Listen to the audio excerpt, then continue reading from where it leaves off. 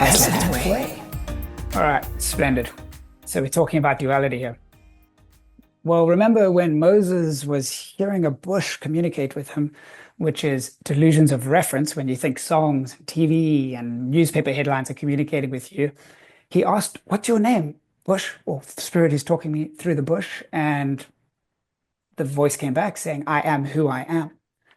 So I am is the name of God, Yahweh, the tetragrammaton, and we are made in the image of God. We're made in the image of the I am. Problem was, duality snuck into the Garden of Eden in the form of the serpent. Do you want to know good and evil? Won't you make better decisions? Won't you be more like God if you know both of these things? And we took the fruit. And we fell into a lower dimensional world. We fell into a 4D world with height, width, depth, and time, 4D. We still resemble the high dimensional reality we had in 5D, 6D, 7D, but it's in a darkened kind of shape. Our understanding has been darkened. We're still reaching up towards heaven, to our original form, and heaven is reaching down to us. The problem is it's too far. It's too far to get there ourselves. And what Christians believe is that Jesus came down to unite us to our true essence, to restore us to our true humanity. That he was the Alpha and the Omega, the first and the last, and we're able to now follow in his footsteps. And this frees us from sin's cycle. This is the ancient symbol of the Ouroboros, or the snake eating its own tail. We're stuck in these cycles of addiction and then remorse and then using again to feel better, or mania and then depression. As soon as we start to feel good, we go manic again. We're stuck in these cycles and we can't free ourselves from them. The gap is too large between this dimension and the higher dimension. It's the same as if the key to our liberation was out in Hawaii, and here we are stuck in California. You're going to swim out? What you going to do? That's 2,500 miles. It's far. Some of us might try, some of us might get further than others. The furthest that one person got was 78 miles. That's the world record. But it's a far shot from the 2,500 miles to get to our liberation. We just can't do it by ourselves. So Christians believe that Jesus came down and died to himself so he could get taken underwater and taken through the depths of hell to his kingdom. Because he owns the kingdom, he's got the keys, he can bring that kingdom back to us. And now it's closer than our breath. The Holy Spirit is right here. And in fact, the Holy Spirit is right here in these rooms. When two or more are gathered, he's in our midst. So this frees us from that grip that we were caught in, that duality, as someone said in the chat earlier. And it can send us out into the world to live for something larger than ourselves, to bring this message to the world. So there is a higher dimensional realm beyond duality. There is the 5D, the 6D, the 7D. This is what I was experiencing in my so-called psychosis. I saw it all. I saw how everything was one. I saw how we were all one, experiencing itself from different angles. I saw how there's light and darkness and light. And that's kind of what messed me up, because the Jesus way is simple. And in simply choosing light over darkness in this 4D reality, he makes our path straight. We don't have to figure it out. It's like childishly simple. Like I kind of didn't want it to be that simple. I wanted to figure out, crack the code. I wanted to know the Illuminati secrets. And so by dabbling into all of that, I got myself in trouble. Because Proverbs says, trust in the Lord with all your heart and lean not on your own understanding. In all your ways, submit to him, and he'll make your path straight. Every decision, turn it over to God, he makes it clear. Turn it over to God, he makes it clear.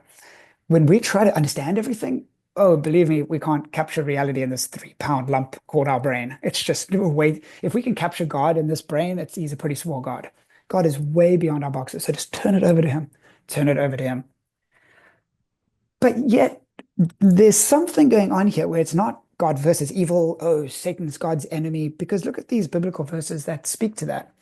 So just to say that there is a high dimensional realm beyond duality, that first line in the paragraph there. God made Satan. All right, why make a garden and stick a tree in it with the knowledge of good and evil and give us the disposition to want to eat that fruit? Why make the serpent? Why make the angel so good at playing music, as was said earlier? Well, what about God allowing Satan to work in Job's life in the Bible? What?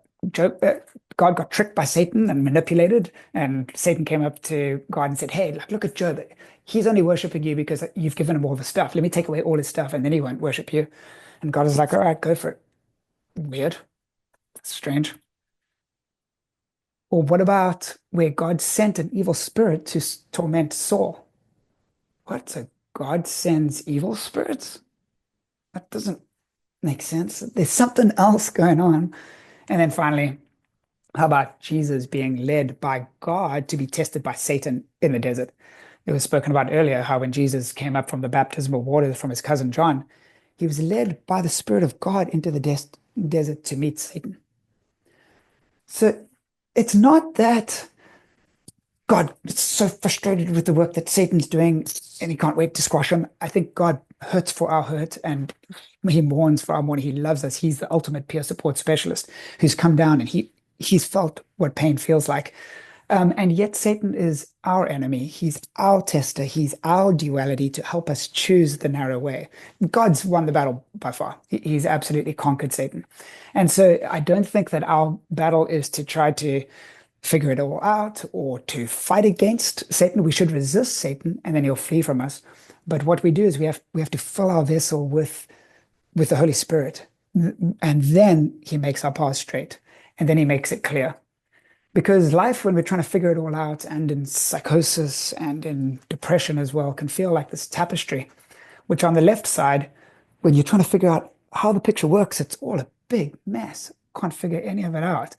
And that was me in my psychosis. Where does this thread go? And what if I do this? Or what if I put the pencil that non-perpendicular to my laptop? And what if I did things in threes? And oh, no, I did 4 of those. I need to do in multiples of 3 and 7. And oh, man, it drove me batty. But if we just take the simple, follow God's road, the middle, the narrow road, the narrow way, the way, the truth, and the life, when we turn over the tapestry at the end of our life, we'll see it was all exactly how it was meant to be. That's the Jesus walk. It's not complicated. It's actually simple. And so sometimes in 2025, we want elegance and simplicity and sophistication. And all of that is there in the simple too at a different level. But I've discovered that just by following the instructions for the tapestry, which is the Bible, basic instructions before leaving Earth, Bible, it all works out beautifully. So finally, what is God's voice? How can we learn to discern between these two dualistic sides that live within us? We're in a realm of 4D. And so this can be one of the ways that we can say that's a spirit of God and that's a spirit that's not of God. God's voice calms, comforts, convicts, encourages, clarifies, leads, reassures, is patient, strengthens, heals, gives, instills hope, forgives, induces peace, is kind, and is gentle. That's often why we can miss it too. He's not going to thunder from the clouds, obey me. It's like, oh, geez, okay, then you cower and fear. I better do that. Then that's not love. That's not free will. But what about the opposite? The devil's voice, the Satan. It's just a title like the accuser. He's the persecutor in a court of law. It obsesses. I've got to figure this out. I've got to figure it out. It worries, condemns, discourages, confuses, pushes, frightens, rushes, weakens, hurts, steals, causes despair, accuses, induces stress, is cruel, is harsh. Do we have both of these little voices within us, these little people on the shoulder? If we just strengthen the voice of God, if we just listen to that one, that wolf in the Native American mythology gets stronger, the light wolf, and then it can easily squash out the dark wolf. And so there's just a little bit of discernment, and that's going to be the homework as well over this next week, will be to learn to discern between these two different narratives. I'd love to hear from you guys next time. We can figure this all out together. Do you discern two different kinds of voices within your own mind? So practice recognizing which inner voice is from God and which one is from Satan. Maybe it's going to come up in the last few minutes of our gathering here. And then just a little reminder, the next monthly Aslan's Way gathering, it's always on the first Wednesday of the month. It'll be on June 4th, 2025. Join our next gathering. For the date and time, check out aslansway.com.